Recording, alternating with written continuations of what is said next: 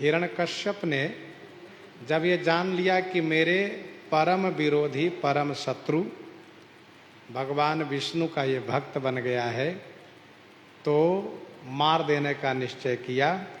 और मार देने का जब निश्चय किया तो अनेक प्रकार से वह मारने का उपाय किया। एक बार तो ऐसा हुआ कि लोहा का खंभा लाल करवा दिया, लाल,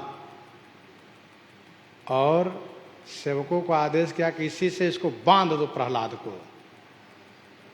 तो प्रहलाद जी महाराज ने देखा कि खंभा लाल है और मुझे बांधा जाएगा उसमें।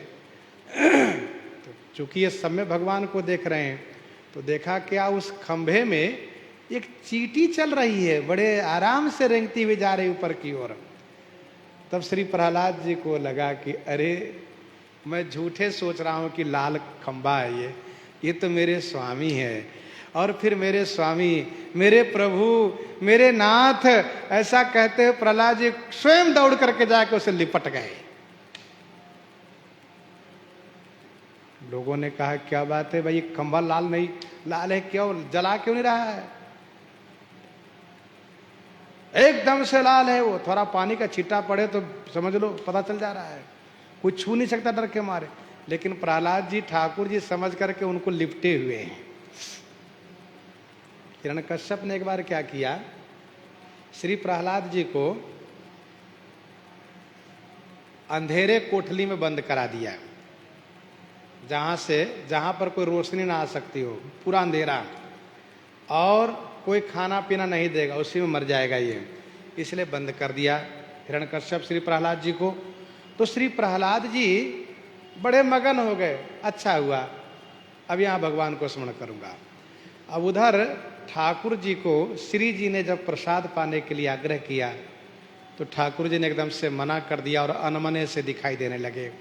तो श्री जी ने पूछा, जय जय क्या बात है, आपकी तबीयत ठीक तो है ना? कहा हाँ मेरी तबीयत ठीक है। तो आप बड़े अनमने से, बड़े दुखी, क्या बात है? कहा मेरा भक्त भोजन नहीं कर रहा, मैं क्यों भोजन करूं, मुझे नहीं पाना है। श्री जी ने कहा अच्छा ऐसी बात है, तो चलिए पहले भक्त को भोजन करावे हम लोग, फिर हम आप पाइएगा, फिर हम पाएंगे। कहा ये ठीक है। फिर युगल सरकार उसी कमरे में प्रकट हो गए, प्रहलाद जी को बढ़िया प्रसाद पवाए, फिर वापस आ गए। तो इस प्रकार से ठाकुर जी की कृपा होती रही, प्रसाद उनको मिलता रहा। और इसके बाद जहर आदि पिलाने की बात तो प्रसिद्ध है ही। सांप से कटवाया, कोई फर्क नहीं पड़ा।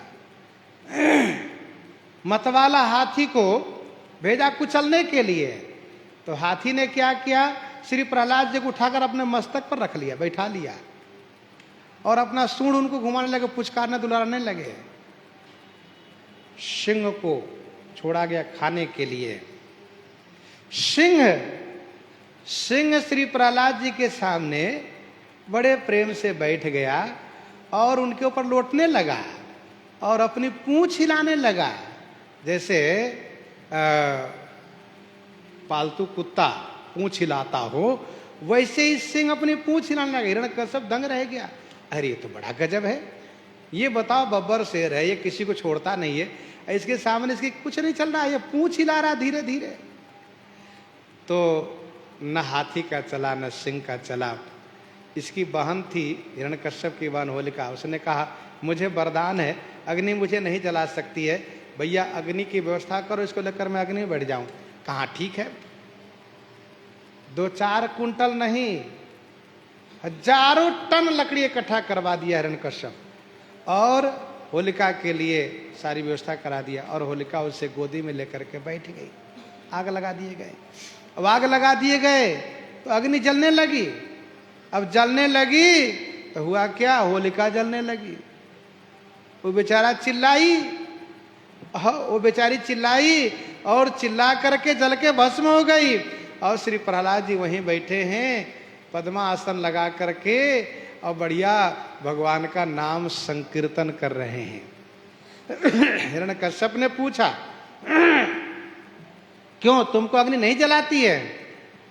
तो श्री प्रहलाद जी ने कहा, पिताजी सभी तापों को शमन करने वाली जो औषधि है उसको मैं खा लिया हूं, और मैं तो कहता हूं पिताजी उस औषधि का सेवन आप भी कर लेते तो आपको कम से कम जलन नहीं होती। आप हृदय से जलते हो, बहुत परेशान आप रहते हैं, इसलिए उस औषधि को आप भी खा लो ना पिताजी, दूं औषधि। राम नाम जपताम कुतो भयम सर्वताप समनैक भेषजम पश्चात मम गात्र सन्निधौ पावकोपि सलिलायते धुना। ना विश्वास हो छू के देख लीजिए, मुझे तो लगता है बढ़िया। हाँ, गर्मी के समय वातानुकूलित कमरे में बैठा हूं और उनको प्रहलाद जी एक रोम भी नहीं जला।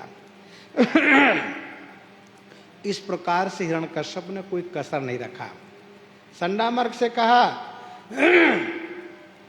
हे ब्राह्मण सुनो, जल्दी से इसको जलाओ, कृत्यान्न प्रकट करो। संडामर्क ने कहा, जी महाराज अभी तुरंत प्रकट करता हूं।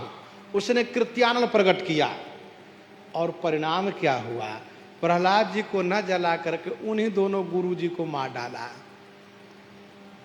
अब प्रहलाद जी दयालु हृदय, संत हृदय, तुरंत भगवान से प्रार्थना की, प्रभु मैं सब में आपको देखता हूं, तो मेरी प्रार्थना है हमारे गुरुजी, हमारे गुरुजी स्वस्थ हो जाए, जीवित हो जाए।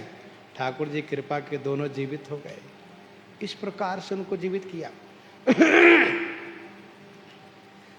एक बार श्री प्रहलाद जी अपने बाल सखाओं को संबोधित किए और कहा, मित्रों देखो, जीवन के आधी आयु तो सोने में बिता लेते हैं हम लोग, इसके बाद कुछ बाल्य अवस्था में और कुछ आयु बीत गई बुढ़ापे में, कुछ रोग में, थोड़ी सी आयु बचती है। सुनो, जैसे सब काम बच्चे से करते हैं वैसे भजन भी बाल्य अवस्था से करना चाहिए। मित्रों भजन करो।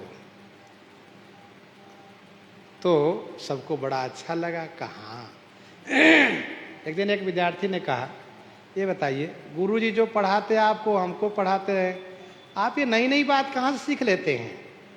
तो श्री प्रहलाद जी ने कहा, ये सब हमारे देवर्षि नारद जी की गुरु जी कृपा है। हाँ, गुरु जी पढ़ाते उसी श्लोक को, लेकिन उसको तोड़ मरोड़ के अलग अर्थ करते हैं, जबकि इसका अर्थ ये होता है, जिस बात को मैं समझ रहा हूं। तो बालकों को श्री प्रहलाद जी बड़े अच्छे लगने लगे। एक दिन गुरु जी लोग चले गए कहीं भंडारा खाने गए, तो बाल सखाओं ने कहा, सुनिए आपकी बात हमको अच्छी लगती है, कुछ और सुनाइए। कहा, अच्छा ठीक है। भगवान के उस अचिंत्य रूप का वर्णन किए और कहा, सुनो हम सब थोड़ा ध्यान करें। कहा, तो बड़ी अच्छी बात है। तो विद्यालय में बड़ा सा हाल था, उसके किवाड़ खिड़की सब बंद कर दिए प्रहलाद जी, बंद करवा दिए, और सब के सब बैठ करके जैसे जैसे प्रहलाद जी ने कहा वैसे सब ध्यान में मगन हो गए। सबको बड़ा आनंद आने लगा, क्योंकि श्री प्रहलाद जी जैसे संत मिल जाए तो फिर क्या कहना है, ध्यान में आनंद तो आएगा ही। अब क्या हुआ, गुरुजी लोग आए, तो गुरुजी ने कहा, भाई आश्रम बड़ा सन्नाटा लग रहा है, क्या बात है? और बच्चे हो आश्रम में और सन्नाटा रहे, बड़े आश्चर्य की बात है, वो बिना उत्पात किए शांत बैठे रहे, ये क्या बात है, कहीं चले गए क्या? तब गुरुजी ने उस हाल में झांक करके देखा करे तो सब ध्यान मग्न है। तब उनको लगा तो बढ़िया मौका है, हिरण्यकश्यप से कहना चाहिए महाराज से, महाराज आप आरोप लगाते तुमने हमारे बेटे को बिगाड़ा, विद्यार्थी ने हमारे बेटे को बिगाड़ा, आज चल के आप देख लीजिए, आपके बेटे ने सबको बिगाड़ा है, कोई उसको बिगाड़ नहीं सकता। जाकर के हिरण्यकश्यप से कहा, हिरण्यकश्यप ने एक मंत्री को भेजा, जाकर देखो क्या बात है। तो आए, तब तक श्री प्रहलाद जी ने कहा, मित्रों अब हमारी इच्छा हो रही है बढ़िया ध्यान का आनंद ले, थोड़ा कीर्तन हो जाए। तो कहा बैठ के नहीं, खड़े हो करके, ताली बजा करके, और हाँ कमर लचकाते हुए, बढ़िया पांव थिरकाते हुए, बढ़िया मस्ती में नाचते हुए हम लोग कीर्तन करें, हरे रामा हरे कृष्णा इस प्रकार से कहते हुए रामा रामा हरे हरे। कहे तो बड़ी अच्छी बात। अब उसी कमरे में सब नाचने लगे और बढ़िया ताली बजा रहे हैं और खूब बढ़िया मगन हो गए। अब वो जब मंत्री आए देखने के लिए और ये सन्ना मर्क इन लोगों ने देखा, इनके मन मचल गए इन सब के। कहा अब हम भी नाचेंगे, हम भी कीर्तन गाएंगे। कहा ये तो बड़ी अच्छी बात हो गई। अब ये भी जो आए थे इनके मंत्री हिरण्यकश्यप के, वो भी दरवाजा के बाहर ही बढ़िया कीर्तन कर रहे हैं, नाच रहे हैं। गुरुजी ने कहा अरे बच्चों विद्यार्थी दरवाजा खोलो, हमको भी नाचने का गाने का मन हो रहा है, हम भी साथ रहेंगे। तो तुरंत प्रहलाद जी की इशारा मिला, किवाड़ खोल दिए गए, सब सम्मिलित हो गए। अब उधर हिरण्यकश्यप एक एक करके भेजना शुरू किया, एक एक करके भेजना शुरू किया। जो आवे सब इसी मगन हो जावे, जो आवे सब इसी मगन हो जावे। तो हिरण्यकश्यप को लगा कि हो क्या गया है, हो जो जाते हैं वहीं रह जाते हैं, क्या बात है, कोई जादू हो गया है क्या। तब तक श्री प्रहलाद जी ने अपने सखाओं से कहा मित्रों अब हमारी इच्छा है कीर्तन नगर भ्रमण पूर्वक हो। हाँ, सखाओं ने कहा फिर क्या बात है। फिर बढ़िया ढोल मजीरा गले में हारमोनियम बांध करके और फिर भजन कीर्तन करते हुए बढ़िया नगर फेरी शुरू हुई। सब मगन है। अब जब सब तरह से सब प्रकार से जब सब कीर्तन में मगन है सब प्रकार सब तरह से, तो हिरण्यकश्यप ने दूर से देखा तो उसके मन भी मचल गया। अरे तो बड़ा अच्छा लग रहा है, लेकिन है तो महादुष्ट वो। भाग करके जा करके किवाड़ बंद कर लिया। कहा ना मैं वहां नहीं रहूंगा। और पूरे नगर में श्री प्रहलाद जी के साथ सबने मस्ती में कीर्तन किया। और इसके बाद जब राजद्वार पर आए तो एकदम से सब मित्र लोग घबरा गए कि बाप रे यहाँ तो गड़बड़ हो जाएगा, ये तो राजकुमार है, इनको तो सब चल जाएगा, लेकिन हम लोग क्या होगा। तो सब घबरा गए। तो श्री प्रहलाद जी ने कहा मित्रों अब आप सब अपने अपने घर जाओ, गुरुकुल में चलो, और अब हम जा रहे हैं अपने घर। कहा ठीक है। प्रहलाद जी गए अपने घर में। फिर इसके बाद पिताजी को प्रणाम किए। हिरण्यकश्यप ने कहा क्यों रे प्रहलाद, अब तुम्हें मैं ही मारूंगा। इस प्रकार से कवितावली में गोस्वामी जी ने स्पष्ट किया, ब्याल कराल महाविष पावक मत्त गयंद हुके रद तोरे सांसत संग चली डर पे हुते किंग करते करनी मुंह मोरे नेक विषाद नहीं प्रहलाद कारण के हरि केवल हो रे कौन की त्रास करे तुलसी जो पे राखई राम तो मारई कोरे। हिरण्यकश्यप ने कहा ये बताओ कि तुम्हारे भगवान कहां कहां हैं, देखता हूं कैसे तुम्हारी रक्षा करता है वो। तो श्री प्रहलाद जी ने सहज भाव से कहा पिताजी हमारे भगवान कहां नहीं है, आप में भी है, मुझ में भी है, इन जड़ चेतन सभी वस्तुओं में है, इस तलवार में भी है, इस म्यान में भी है, सब जगह है।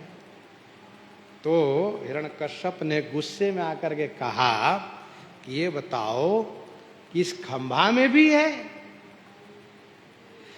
काढ़िबो खड़ग जल बोरिबो सकत जाकी ताही को निहारी चहु और सो अपार है। काटिबो खड़ग, जो खड़ग माने तलवार में काटने का सामर्थ्य है। जल बोरिबो सकती, जल में डुबाने की जो शक्ति है वो सब भगवान के द्वारा दी गई है। तलवार में काटने की शक्ति, जल में डुबाने की शक्ति सब भगवान से प्राप्त है। ताही को निहारई, उन्हीं ठाकुर जी को सब जगह देखते हैं श्री प्रहलाद जी। चहु और सोया पा रहे। कश्यप ने कहा क्या इस खंभे में कहा? पूछे ते बतायो खंभ ताहा ही दिखायो रूप। पूछा इस खंभे में है? प्रहलाद जी ने कहा हाँ। जैसे ही हाँ कहा, जैसे ही हाँ कहा, वैसे ही भगवान प्रकट हो गए। अच्छा, प्रहलाद जी कह रहे थे हमारे भगवान तुम में भी है, आप में भी है, इस तलवार में भी है, इस जड़ चेतन सब में, सब जगह उंगली घुमा रहे थे। तो भगवान सब जगह घूम रहे थे। जैसे ही प्रहलाद कहेगा यहीं मैं वहीं से निकल जाऊंगा, तो हिरण्यकश्यप ने कहा इस खंभे में, तो प्रहलाद जी ने कहा हाँ। काढ़ी कृपान कृपान कहो पितु काल कराल बिलो की न भागे, राम कहाँ सब ठाऊं खंभ में हाँ, सुनि हाँ क निरके हरि जागे। जैसे हाँ कहा तो ठाकुर जी तो आने को तैयार हो गए खंभे से फाड़ करके, लेकिन तब तक हिरण्यकश्यप बड़े गुस्से में जा करके उस खंभे पर मुष्टिका प्रहार किया। तो ठाकुर जी ने कहा यदि इस हिरण्यकश्यप को विश्वास न होता तो इस खंभे पर मारता क्यों? चूंकि इसको भी पता है कि ये पत्थर के खंभा है, इसमें मारूंगा तो चोट हमें लगेगी। अरे भाई, दीवार में कोई मारेगा, पत्थर में कोई मारेगा तो चोट तो उसी को लगेगी, दीवार पत्थर क्या लगेगी। लेकिन ठाकुर जी ने देखा कि मेरा भक्त प्रहलाद तो सब जगह मुझे देखता ही है, इसने भी मान लिया है, और मान करके इसने खंभे पर नहीं मारा, इसने मुझे मारा है। यदि ये नहीं मानता तो मारता क्यों, हंस देता, क्या तुम बेवकूफ हो, कहीं पत्थर में भगवान होते, कहीं खंभे में भगवान होते हैं। लेकिन इसने माना इसलिए मुझे मारा, और मुझे मारा तो मुझे तो आना पड़ेगा। पूछे ते बतायो खंभ तहाँ ही दिखायो रूप, प्रगट अनूप भक्त वाणी ही सो प्यार है। ठाकुर जी को तो भक्त वाणी ही सो प्यार है, भक्त वाणी से प्यार था, इसलिए वहीं से प्रकट हो गए। दुष्ट डारियो मारी गहरे आत लई डारी। फिर तो ठाकुर जी खूब युद्ध किए, दिन के मध्याह्न काल में प्रकट हुए थे, संध्या काल तक युद्ध किए, और इसके बाद ठाकुर जी ने पकड़ करके घसीट करके और चौखट पर बैठ करके और अपने जंघा पर उसको लिटा लिए, और फिर पूछना शुरू किया कि ये बताओ तुम्हारा वरदान सब पूरा हुआ कि नहीं। क्या वरदान? तुमने ये कहा था कि हम ना आकाश में मरे न भूमि पर मरे, तो ये बताओ आकाश भूमि में हो, कहा नहीं, जंघे पर लेटा लिया। अरे मेरा पाँव छू जाए भूमि में, बहुत पाँव हिलाया हिरण्यकश्यप, लेकिन भूमि में जा ही नहीं रहा है, ठाकुर जी टांगे हैं ऊपर ही। फिर इसके बाद प्रभु ने कहा ये बताओ तुम्हारा और कोई वरदान? तो कहा कि मैं 12 महीने से किसी महीने में नहीं मर सकता हूँ। ठाकुर जी ने कहा 13वां महीना पुरुषोत्तम मास ये चल रहा है, जान लो। कहा किसी युग में नहीं मरूंगा, कहा सतयुग त्रेता की संधि है, कोई युग नहीं है। अच्छा, फिर कहा कि मैं ब्रह्मा जी के बनाए में से किसी से नहीं मर सकता। तो भगवान ने कहा मेरी ओर देखो, तुम्हें मैं क्या लगता हूं? कहा ये बताओ कि और कोई वरदान? कहा फिर भी मैं किसी अस्त्र शस्त्र सूखे गीले से नहीं मर सकता। भगवान ने कहा देखो मेरे पास कोई अस्त्र शस्त्र है? कहा नहीं। ये नाखून देख रहा हो, ये सूखा नहीं है क्योंकि बढ़ता है, और गीला भी नहीं है क्योंकि काटने पर कष्ट नहीं होता है। और इस प्रकार से जो जो उसके वरदान थे सब पूरा करते हुए भगवान अपना नाखून उसके पेट में धंसा करके आंत खींच लिए। और खींच करके एक संत ने कहा कि आंत क्यों खींच लिए? तो इसलिए खींच लिए कि हो सकता है इसके आंत में प्रहलाद जैसे भक्त का कोई बीज पड़ा हो, इसलिए। लेकिन भगवान नरसिंह रूप में है, बड़े नाराज हैं, बड़े गुस्से में हैं, इसलिए दुष्ट डारियो मारी आंत लई डारी, गड़े आंत लई डारी, गले में आंत को डाल लिए। तव क्रोध को न पार, कहा कियो यो विचार है। भगवान कितना क्रोध कर सकते हैं, कितना क्रोध कर सकते हैं, ये केवल नरसिंह अवतार में ही प्रकट हुआ है। इतना अधिक क्रोध कर सकते हैं, बताओ। पेट चीर दिए, आंत गले में डाल लिए, सिंहासन पर बैठ गए, और ब्रह्मादि देवता हाथ जोड़े स्तुति कर रहे हैं, तब भी उनका क्रोध शांत नहीं हो रहा है। लक्ष्मी जी जब हाथ जोड़ करके प्रार्थना करने लगी, उन पर भी गुस्सा कर गए, उनको भी डांट दिए। लक्ष्मी जी भाग खड़ी हुई, कहा कि मुझे मालूम नहीं था, बड़ा क्रोध करते, मैं तो इनको गले में माला नहीं पहनाती, इनके साथ विवाह नहीं करती, मैं बहुत क्रोधी हैं। और ब्रह्मादि देवता भी घबरा गए, किसी की बुद्धि काम नहीं कर रही, अब क्या होगा। तब सबके मन में विचार आया कि इनके क्रोध को शांत करने के एक ही उपाय है, प्रहलाद जी। और सबने मिलकर के श्री प्रहलाद जी को जब भेजा है, तो प्रहलाद जी निर्भयता के साथ जाकर के चरणों में लेट गए हैं, और ठाकुर जी उठा करके अपने गोदी में रख लिए, अपनी जिह्वा से उनके शरीर को चाटने लगे। नाम जपत प्रभु किन्ह प्रसादु, भगत शिरोमणि भय प्रहलादु। आगे का जो चरित्र आगे श्रवण करेंगे इन्हीं के साथ। सीताराम सीताराम सीताराम सीताराम।